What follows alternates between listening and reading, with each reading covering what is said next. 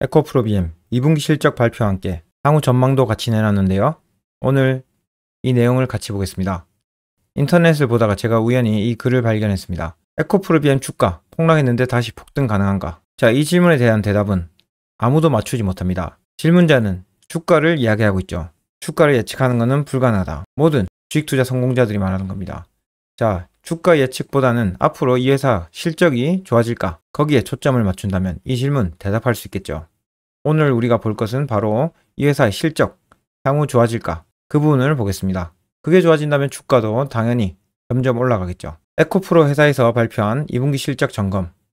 먼저 손익현황, 실적 분석 두 가지가 있는데요. 손익현황부터 봅시다. 매출액은 전년 동기 대비 3.7% 떨어졌습니다. 하지만 영업이익은 시장의 예상과 다르게 1159%나 성장했습니다. 요 밑에 에비타라는 것도 보이죠? 요거는 154% 증가했다. 자, 여기서 에비타는 뭔가? 매출액은 뭡니까? 판매한 거죠? 영업이익이란 거는 감가상각을 포함하고 표기한 겁니다. 하지만 에비타는 그거를 미포함한 거죠. 에비타라는 지표는 왜 쓰는가? 2차전지 기업들은 엄청 많이 투자하죠. 이 투자 기업에 많이 사용한대요. 감가상각 같은 거 빼고 실제 이 회사가 돈을 얼마나 벌었나? 그걸 알기 위한 지표입니다. 대규모 투자를 한 기업에서는 감가상각이 많으니까 이런 에비타라는 지표가 필요합니다. 실적 분석을 하나씩 볼게요. 주요 고객사 재고 리빌드하고 주요 OEM 신차 효과로 EV향 양극재 판매가 증가했다. 자, 여기서 에코프로 BM의 주요 고객사가 어딥니까? 이번 1분기 기준으로 보면 삼성 SDI가 66%, SK, 온이 27%, 기타는 7% 정도 매출 비중을 나타내고 있습니다. 즉 삼성 SDI가 잘 돼야지 에코프로 BM에 큰 영향을 미친다 생각할 수 있죠. 이 삼성 SDI 여기서 납품하는 기업은 42% BMW입니다. 38% 비중은 리비안, 스텔란티스 향이 있어요. 그러니까 BMW, 리비안, 스텔란티스 판매 증가는 에코프로 BM의 실적에 영향을 미친다. 이쪽 주요 고객사 양재 판매가 증가했다. 그리고 파워툴 교체 수요에 따른 양재 판매도 좋았다. 다음은 데이터 센터 등 수요 증가로 ESS향 양재 매출이 100%나 증가했습니다. 여기에 따른 매출이 좋아지고 있다. 분기 영업이익은 특이한 점이 있는데요. 총 490억 원 달성했습니다. 여기서 인도네시아 투자 관련 이익이 무려 405억 원입니다. 미리 투자했던 거 회수하고 있다 이런 내용이죠. 에코프로 그룹이 인도네시아에 투자한 이유가 뭡니까? 인도네시아는 세계 최대 니켈 보유국입니다. 현재 재련소 지분 투자를 통해서 니켈 중간재를 안정적이고 경쟁력 있는 가격에 확보 가능해서 그룹사에서 인도네시아에 투자했죠. 이인도네시아에 투자하는 바람에 니켈 채굴, 재련, 양극재 생산까지 현지에서 일괄 공정을 구축해서요. 원가 절감, 공급 안정성 이런 게 동시에 확보 가능하다. 이런 전략으로 투자했습니다. 그게 점점 가시화되고 있다. 왜 이렇게 원가 절감에 에코프로 그룹은 초점을 맞췄냐? 중국 저가 LFP 여기에 맞서서 원가 절감에 집중했습니다. 인도네시아 현지 생산 체계로 3원기 배터리 가격을 기존보다 20에서 30% 절감 목표로 했는데요.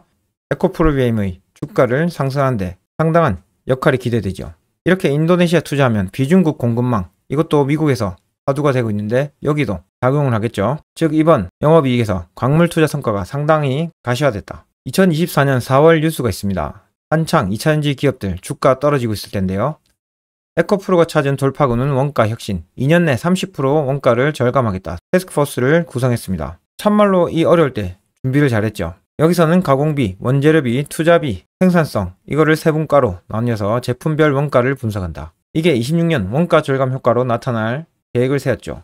이제 그게 점점 다가오고 있습니다. 자, 근데 삼성, SK 이런 기업들은 실적 요즘 좋지 않죠. 근데 에코프로 BM 실적은 이번에 어떻게 좋냐? 에코프로 BM은 양극재, 원자재를 만듭니다. 2차전지 관련 기업들, 완성차, 셀업체, 양재 이런 기업을 크게 나눌 수 있죠.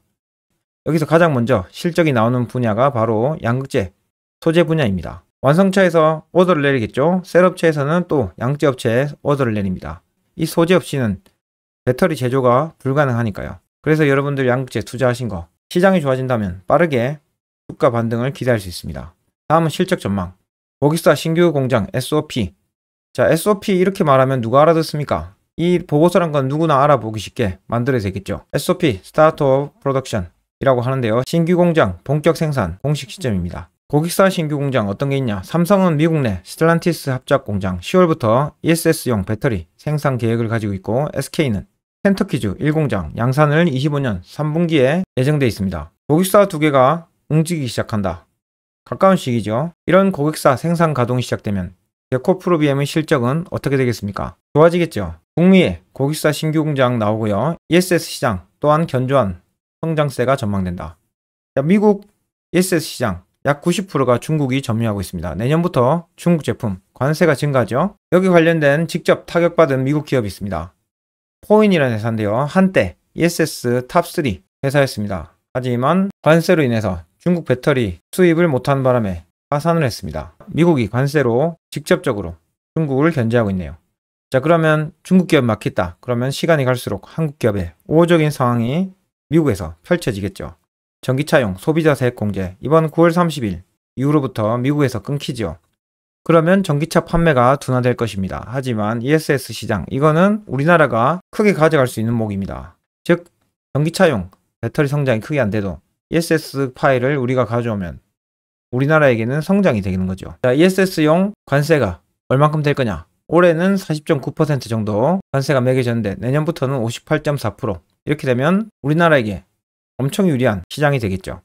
삼성 SDI는 LFP 배터리 생산을 위해서 기존 공정을 ESS 라인으로 바꾸려고 하고 있습니다. 그리고 SK온도 LFP 배터리를 생산하려고 하고 있죠. 다음은 유럽 부분입니다. 주요 OEM의 판매 호조 및 보조금 재개 기대. 주요 OEM의 EV 판매 호조. 자, 이 표에 보시다시피 유럽은 전기차 전환이 본격화되고 있습니다. 전기차 판매 대수가 줄어들면 각 완성차 업체들은 엄청난 벌금을 매년 내게 되어 있습니다. 거기에 따라서 지금 어떤 상황이 펼쳐지고 있나? 당장 벌금 면회되죠. 그래서 유럽에서는 중국산 저가 배터리를 사용하고 있습니다. 주행거리가 짧죠. 이런 것들 당장 모면하려고 사용하고 있는데 이제 점점 유럽에서도 한국산 배터리를 사용할 수 있는 환경이 만들어지고 있습니다. 아무튼 유럽은 이미 전기차 시장으로 변화가 확실히 되고 있다. 마지막으로 ESS 국책사업 효과 이 수혜를 받을 전망이다. 자, 이번 7월 25일 1.5조 규모의 ESS 정부 입찰 첫 승자는 SDI 이런 뉴스가 났죠. 정부에서 친환경 전략을 피고 있습니다. 첫 시동을 삼성 SDI가 80%를 가져왔다. 여기서는 LFP 배터리가 아니고요. NCA 배터리로 ESS 공급할 예정이다. 자, 1.5조 엄청 크게 보이지만 이걸 따져보면 그렇게 크진 않습니다. 자, 간단한 계산을 해볼게요. 자, 이 건은 25년 3, 4분기에 매출이 인식될 거고요. 26년 말에 납품이 완료될 전망입니다. 단순 계산해 볼게요. 1.5조 계산이었죠. 여기서 80%는 1.2조입니다. 삼성 SDI가 가져온 물량이다. 자, 배터리 가격 중 양재 차지 비중이 약 40에서 50%다. 그러면 약 5천억 원 계산하고요. 6개 분기 나누면 분기당 대충 830억 원 정도 매출이 나옵니다. 물론 1.2조 전부 다 배터리 매출은 아니겠죠. 배터리뿐만 아니라 장비 같은 것도 있어야 되겠죠. 대충 계산했다 이겁니다. 그러면 이 분기당 830억 원 얼만큼 비중이 차지하나? 에코프로비엠 이번 1분기 매출액이 약 6,300억입니다. 2분기는 7,800억. 자, 그러면 분기당 약 830억 원씩 늘어난다. 그러면 매출이 약 10% 증가하는 효과를 얻을 수 있죠. 그래서 이 매출은 그렇게 파격적이지 않다. 하지만 그게 끝이 아니죠. 이것 외에도 우리나라 발전용 ESS 설비 중이 약 5% 내 수준으로 추정됩니다. 이번 수주를 기점으로 한국에서도 계속 ESS 필요 물량이 나오겠죠. 여기에 한국 기업 말고 중국 기업에 우리나라에서 기회를 줄까요? 이걸 보면 앞으로 배터리 기업들 실적 좋아질 게 기대되는 부분입니다. 그동안 우리나라 정부에서 등한시했던 한국 배터리 기업의 실적 상승 도움되는 정책이 나올 거다. 그동안 한국 정부는 우리나라 배터리 산업 보호하기는커녕 중국산 전기차에 엄청나게 보조금을 많이 소비했습니다. 이제 그 기조가 새로운 정부를 통해서 바뀌게 될 거죠. 그 수혜를 배터리 기업들이 받을 겁니다. 자, 다음은 2분기 경영 실적 볼게요. 품목별 판매 현황 EV 전기차 전방 시장 둔화 속에서 EV ESS 파워트레인 판매 비중이 보합이다. 시장 현황 보시면요. 전기차부터 볼게요. 고객사 재고 정상 효과로 유럽 시장 보조세고 유럽 보조금 이제 재개의 기대감이 있죠. 이 부분으로 성장이 예상된다.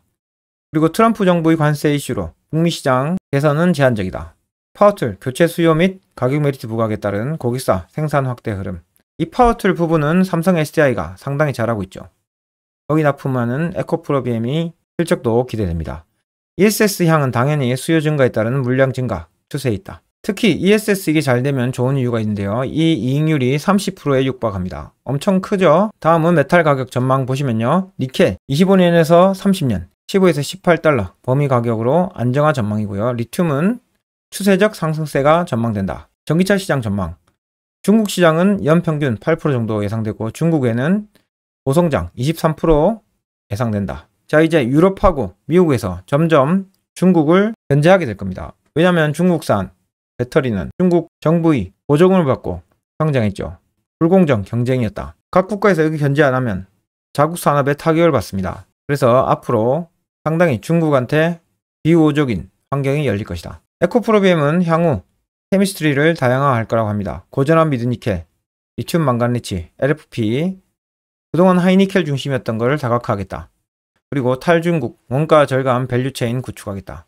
인도네시아 한 대 있죠. 그리고 양극재 밸류체인 구축을 통해서 탈중국화 추진한다. 자, 증권사 전망 볼게요.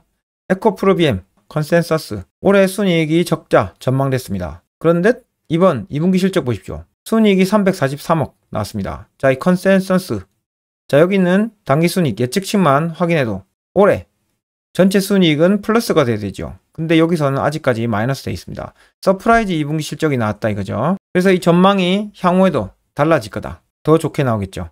특히 인도네시아 이익 좋아진 거는 이번 3분기에도 적용될 전망입니다. 올해부터 인도네시아 프로젝트 성과 본격화될 거고요. 중장기적으로 이 성장은 더욱 강화될 전망이다. 에코프로, BM, 머티리얼즈, 인도네시아 재련소에 4곳에 투자했습니다. 그래서 올 상반기 560억 이익을 실현했고 향후 5년간 연평균 투자 이익이 1,800억은 전망된다. 엄청나죠? 투자 한 보따리 잘했네요. 추후 인도네시아 통합 양극재 법인까지 설립해서 현지에서 니켈 등 원료를 싸게 사서요. 전구체 제조한다. 그렇게 양극재까지 양산하면 제품 가격 경쟁력이 강화될 것이죠. 이 전략을 펴고 있습니다. 자, 재고자산 평가 손실. 이게 뭐냐? 원자재를 에코프로비엠이 비싸게 샀었죠. 근데 그게 떨어졌습니다. 가격이. 그러면 실제로 손해난 건 아니지만 이 자산의 평가가 낮게 되는 거죠. 이 평가 손실을 회계적으로 반영한다. 이 손해를 24년 대부분 해소했고요. 이제 더 떨어질 수가 없는 상황입니다. 왜냐하면 사실상 이렇게 지금 저가 상태 유지하기도 어렵습니다. 왜냐하면 채굴업체 원가 이하로 판매하고 있죠. 시간이 길어질수록 채굴업체 파산은 많아질 거고 당연히 공급이 줄면서 원자재 가격은 상승하는 구조에 있습니다. 에코프로비엠 내년부터 헝가리 법인이 양산이 시작하죠. 그렇게 되면 유럽 지역 선점 효과를 얻을 수 있습니다. 유럽, 영국 간 무역 협력 협정에 따라서 27년 이후에는 이웃산 양재 사용이 필수적이죠. 이 규제가 점점 강화된다. 중국은 꿈을 펼칠 수 없는 상황이 가까워지고 있습니다. 이렇게 원자재 공급망 재편에 대한 대응으로 고객사 다변화가 기대됩니다. 자, 지금까지 에코프로비엠 주가 하락 요인은 판매 둔화 그리고 광물 가격 하락이었습니다. 재고자산 평가 손실도 맞았죠. 자, 에코프로비엠 주가 40~50만원까지 올라갔다가 지금 12만원 돼 있습니다. 자, 전기차 판매 둔화 이 주가에 충분히 반영돼 있죠. 광물 가격 앞으로 어떻게 될까요? 광물 가격 계속 떨어지니까 비슷하게 사서 싸게 팔아서 주가 하락에 엄청나게 영향을 미쳤습니다. 그러나 앞으로 광물 가격은 상향 혹은 유지 가능성이 엄청 큽니다. 원가 이하로 판매하고 있기 때문이랬죠. 이 가격이 유지만 돼도 기업들의 실적에는 도움이 되는 상황입니다. 자, 앞으로 미국 시장, 한국이 선점할 가능성이 높고 유럽 시장, EV 본격 성장 중에 있고 한국 시장도 그동안 소외되어 있었는데 정부 정책을 피고 있죠.